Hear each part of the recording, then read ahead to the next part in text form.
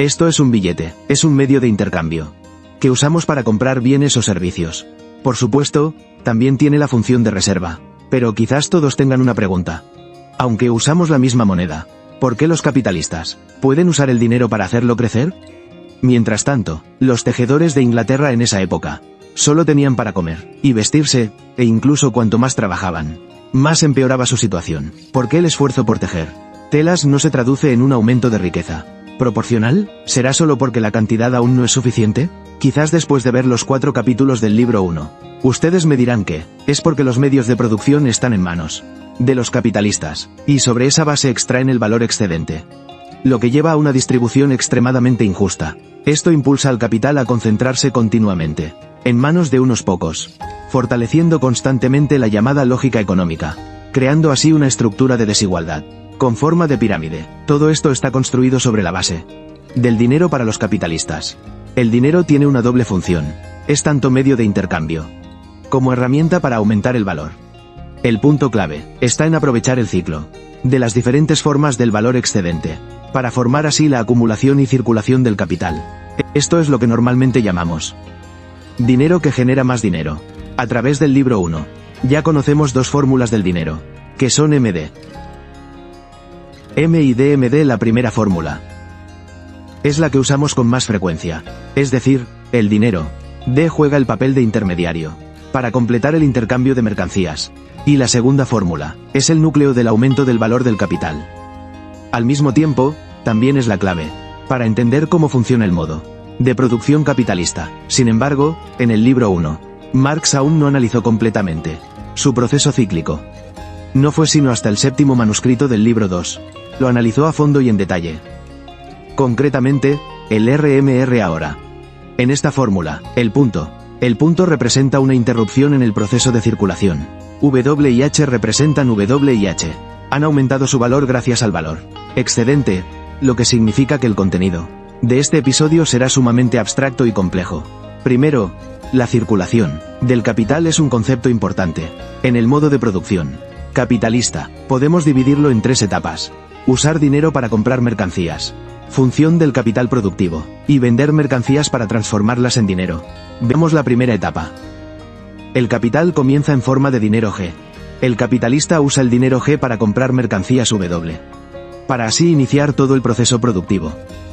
Quizás se pregunten, ¿qué tipo de mercancía, al principio, compró el capitalista con el capital inicial, cercano a G? La respuesta es medios de producción y fuerza de trabajo. Por lo tanto, esta W debe dividirse, es decir, FT. Incluye los medios de producción, MP, y la fuerza de trabajo, FT.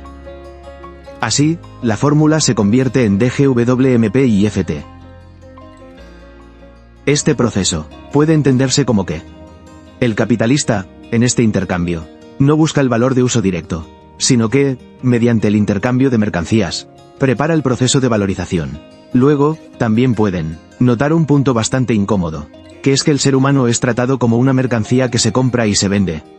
Esto es justamente lo que Marx enfatizó: la mercantilización de la fuerza de trabajo. En el mercado capitalista, la fuerza de trabajo se considera una mercancía, que puede ser comprada y alquilada por los capitalistas. Es la clave de la valorización del capital, porque es trabajo vivo, capaz de crear valor excedente. Específicamente, la cantidad de trabajo que aporta la fuerza de trabajo debe ser mayor que el precio de esa misma fuerza de trabajo. Dicho de forma sencilla, en el proceso de producción, el valor creado por el trabajador supera su propio salario, es decir, el tiempo de trabajo necesario y el tiempo de trabajo adicional.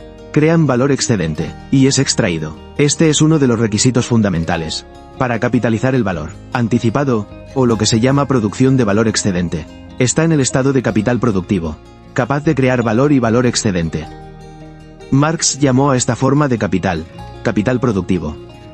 Por eso, G y P son el mismo valor de capital, solo que existen en diferentes formas. En otras palabras, D es el valor del capital en forma monetaria, o forma de dinero. P de igual manera también representa capital monetario. El papel del dinero aquí es actuar como el primer portador del valor del capital. Y el capital monetario también se manifiesta como capital. Hasta aquí podemos ver que este proceso inicial ya crea una gran distancia respecto al proceso del obrero, usando dinero para comprar mercancías. Para el obrero, el dinero es simplemente un medio de intercambio de mercancías. Su proceso es AMD. Cuando el obrero recibe la mercancía, el intercambio termina. En términos simples, usa su fuerza de trabajo para obtener salario. Luego usa el salario para comprar mercancías. Y así termina el intercambio. Pero para el capitalista, el dinero no es solamente un medio de intercambio. También puede, a través del intercambio de mercancías, convertirse en medios de producción y fuerza laboral, y generar valor excedente durante el proceso productivo, creando las bases para aumentar el valor del capital. Entonces, en este momento, el valor del capital ha completado su transformación desde forma monetaria a forma de capital productivo inicial.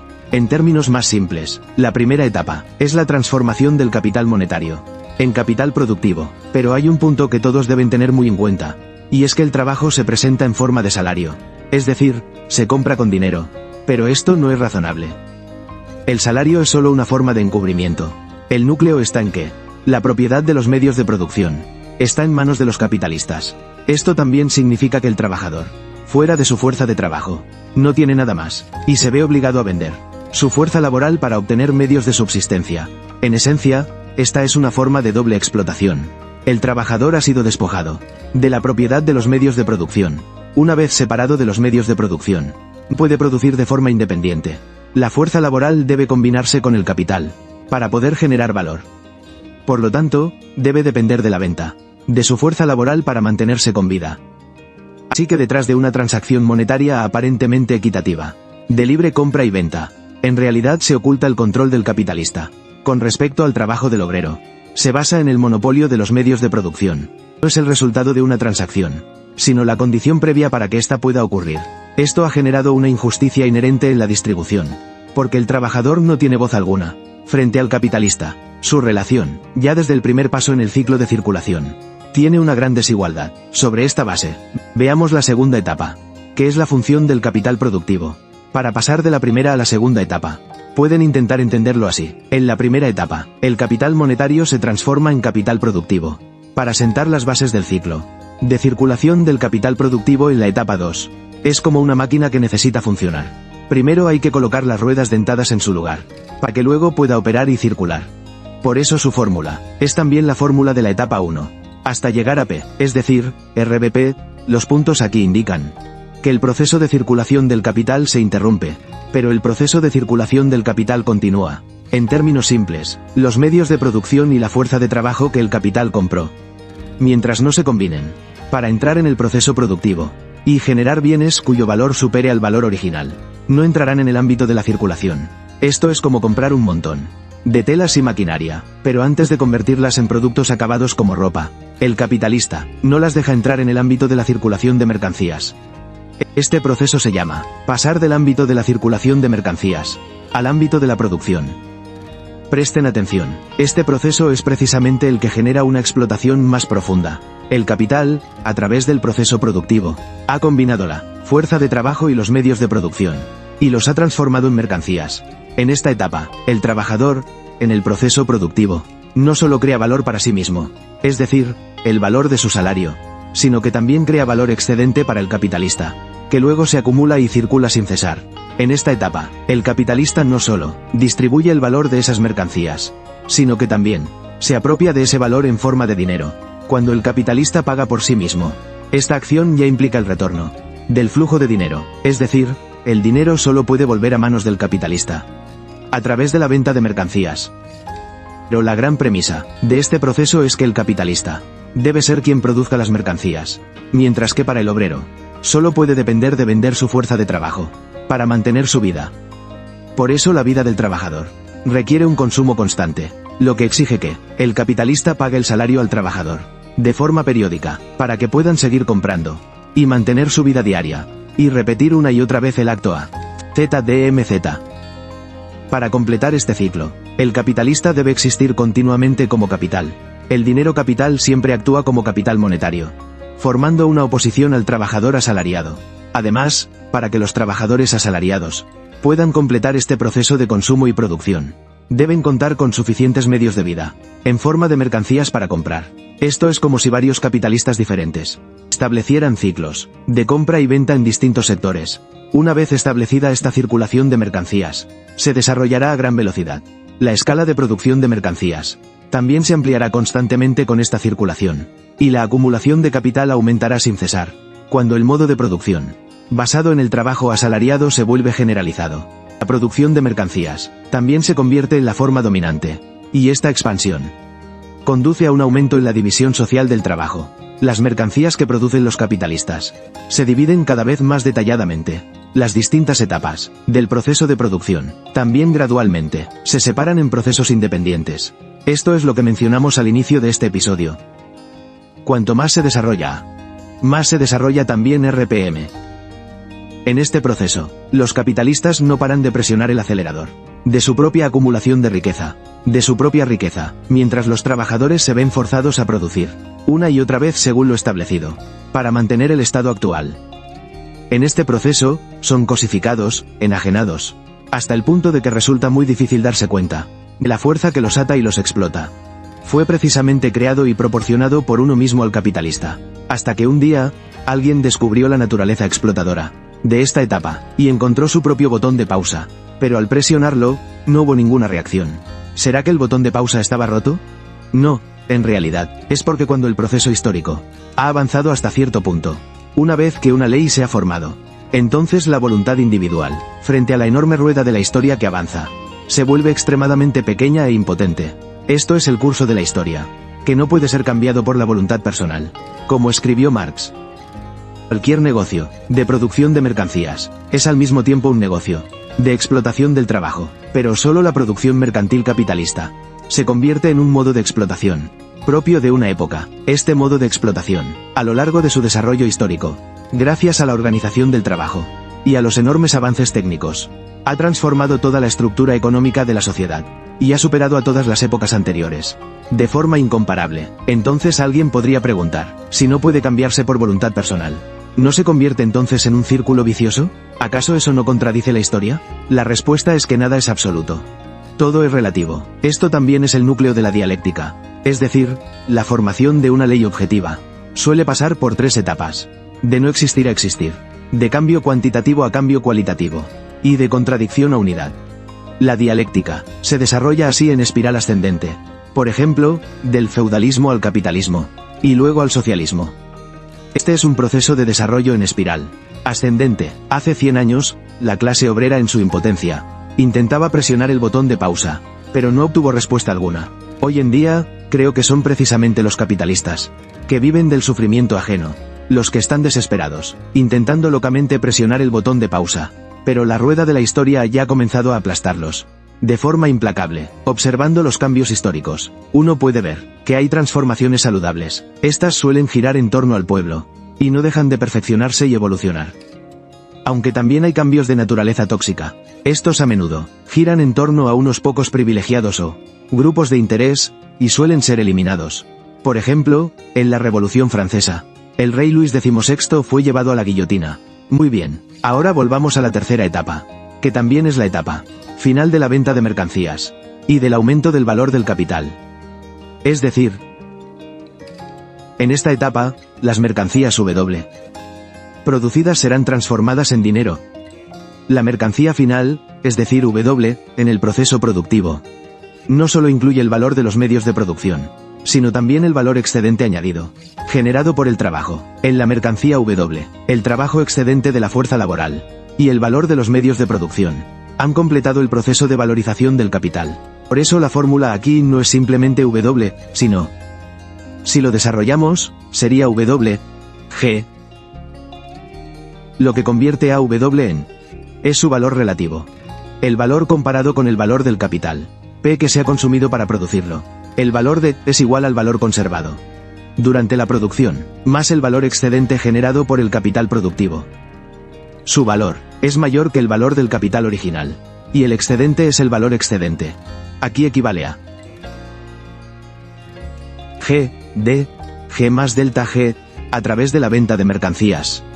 El capitalista transforma la mercancía W en dinero, y con eso logra incrementar el valor del capital. El dinero ahora, el capital monetario ahora ha superado la inversión inicial, porque ya incluye el valor excedente. El punto clave de esta etapa es que el capital, mediante el intercambio de mercancías, libera el valor excedente de la mercancía. y lo convierte en dinero. Es en esta etapa, cuando el aumento del valor del capital realmente se manifiesta. El capitalista, mediante la venta de mercancías, recupera su inversión inicial. Esto también se conoce como la recuperación del capital, y obtiene el valor excedente. Por lo tanto, la fórmula extendida de esta etapa debe ser así: W, P, G. Quizás esto les parezca algo abstracto, así que volvamos al ejemplo de la camisa. Por ejemplo, el coste de producción de una camisa es de 30D. Incluye materiales, salarios de los trabajadores y otros gastos. Pero el capitalista, mediante la fijación de precios en el mercado, ha aumentado el precio de venta de la camisa a 80D. Los 50D de diferencia son precisamente el valor excedente. Refleja el valor creado por el trabajador. Va más allá de su salario, y que pertenece al capitalista. Y este aumento de valor no es solo un incremento de cantidad, sino también una expansión del propio capital.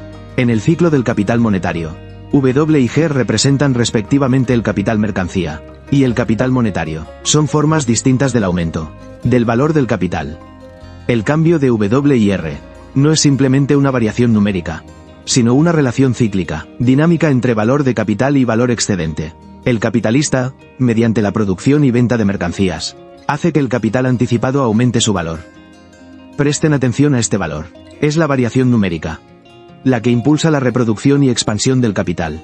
En términos simples, es usar el valor D para impulsar la multiplicación, y formar así la autoexpansión del capital. En este momento, creo que quienes ven esto por primera vez tendrán una duda. ¿Por qué esto no se considera una actividad comercial normal? La respuesta es que, además de considerar la propiedad de los medios de producción, el punto clave sigue siendo la distribución. Es decir, las acciones relacionadas con el valor excedente. Sobre este tema ya hablamos detalladamente en el segundo episodio. De esa época, creo que fue lo más difícil de abordar para mí al leer los dos primeros tomos del Capital, porque actualmente, muchas personas confunden dos conceptos: capital y capitalismo industrial, lo que lleva a que al escuchar estas palabras, automáticamente piensen en explotación, opresión, etc. Esto causará un impacto muy negativo en las empresas legítimas y honestas. Por eso, cuando hablo sobre la distribución del valor excedente, sigo repitiendo los mismos argumentos. Espero que no me consideren redundante. Creo que esto es algo que debe hacerse, en lugar de simplemente alzar una bandera y decir monótonamente a todos que eso es explotación. Explotación y más explotación, resistencia. Resistencia y solo resistencia. Si lo hago así, entonces, no soy más que un demagogo. Y me aprovecho de la empatía para ganar visualizaciones. Por eso, cada episodio mío resulta tan largo. Y para quienes son emocionales, ver esto puede resultar incómodo, porque falta mucho de lo que se llaman momentos de clímax, ya que todo es teoría objetiva, fría y sin ideología, sin descripciones subjetivas ni emocionales. Muy bien, volvamos al tema principal, ahora que todos han entendido claramente la división de las tres etapas. Combinémoslas, así la fórmula será G, P, W. Y notarás que el ciclo del capital se compone de una serie de transformaciones conectadas entre sí y dependientes una de otra. Estas transformaciones a través del cambio de forma han generado distintas etapas del proceso completo. En estas etapas, hay dos etapas en el ámbito de la circulación y una en el ámbito de la producción. En cada etapa, la forma y función del capital cambian constantemente. Al final de este proceso, el capital regresa a su forma inicial, completando un ciclo completo. En la etapa de circulación del capital, se manifiesta como capital monetario y capital mercancía. Y en la etapa de producción, como capital productivo. En el ciclo total del capital, estas tres formas no existen por separado, sino que son manifestaciones funcionales del capital, en distintas etapas, y sucesivamente cumplen funciones de capital monetario, capital mercancía y capital productivo. Cuando las combinamos todas, eso es lo que llamamos comúnmente capital industrial. Al observar este ciclo del capital, verás que están íntimamente conectadas, como efecto dominó, es decir, el ciclo solo funciona normalmente si continúa fluyendo de una etapa a otra. Si el capital se estanca en alguna etapa, todo el ciclo se interrumpe. Por ejemplo, si se estanca en la circulación, el capital monetario se convierte en dinero acumulado. Si se estanca en la producción, los medios de producción no podrán usarse. Los trabajadores quedarán desempleados.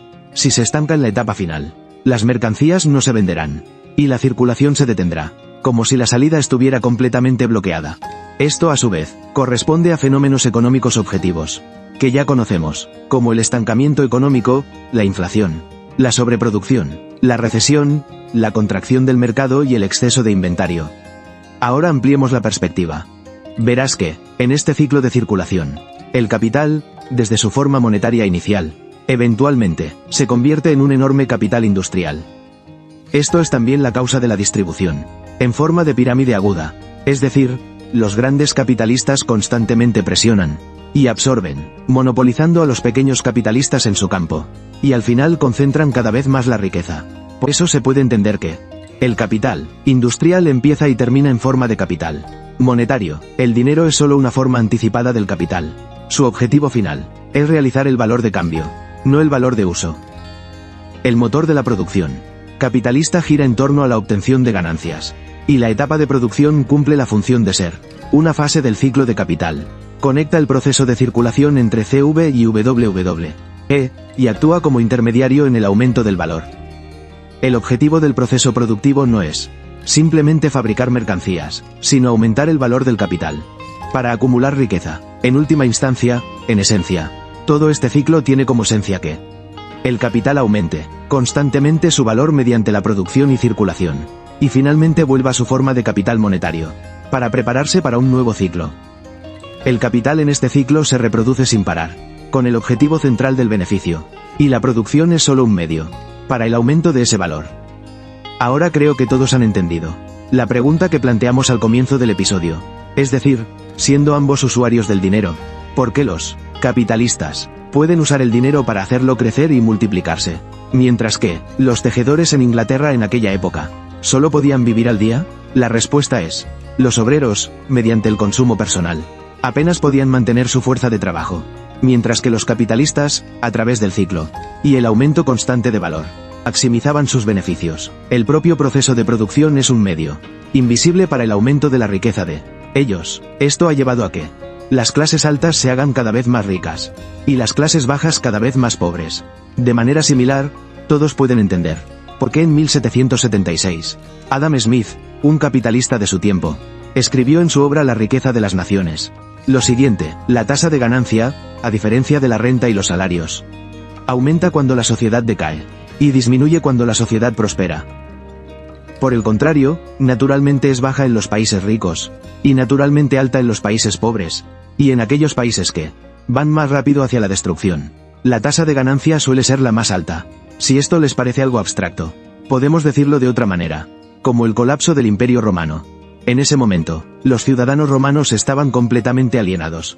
Eran indiferentes, y observaban pasivamente cómo su ejército perdía batallas una tras otra. Incluso colaboraban con los invasores extranjeros, abriendo las puertas con alegría para recibir al enemigo. Pero finalmente, sin remedio, se unían a las filas enemigas.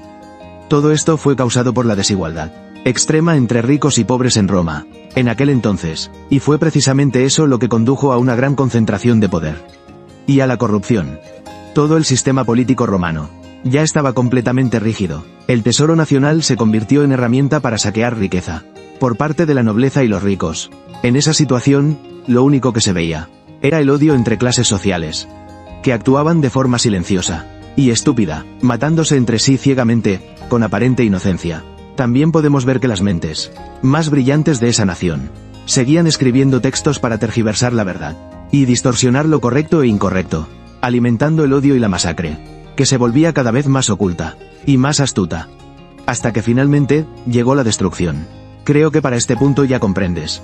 Esto es lo que llamamos la base económica determina la superestructura. La superestructura repercute sobre la base económica.